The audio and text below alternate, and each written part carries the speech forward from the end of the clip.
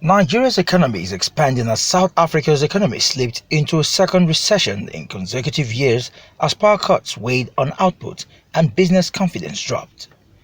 Africa's most industrialized economy slipped into technical recession as the GDP shrank an annualized 1.4% in the last quarter of 2019, compared with a revised 0.8% decline in the 3 months through September. Our debt to GDP ratio is smaller than that of South Africa, but our debt service to revenue ratio is astronomical. Nigerian economy is structurally defective to be said to be a growing economy, because what is growing Nigerian economy is actually commodity, it's not industrial.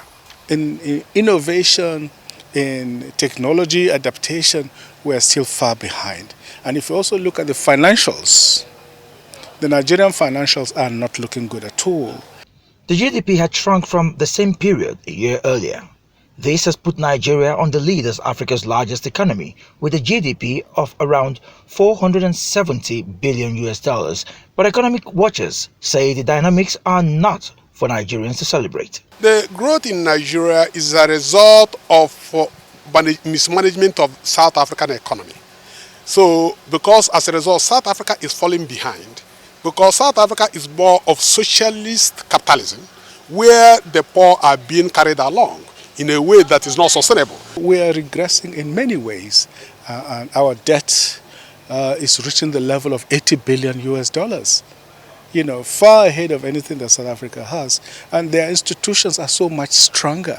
They noted that Nigeria may go the way of negative growth if issues of security, insurgency, education and industries are not immediately tackled, as these may have negative effects on investor confidence, which in turn plays out on the economy. South Africa, of course, has some problems with crime, especially in the urban areas.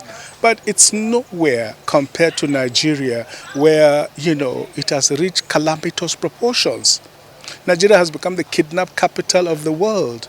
It's a country where banditry, genocide, random nihilistic killings are taking place under the very eyes of a government that does not care about its people.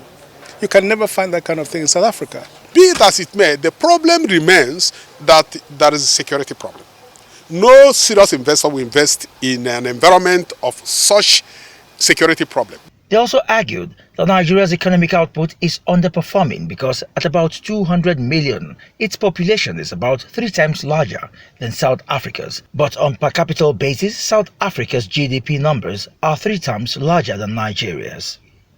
Osita, AIT News, Abuja.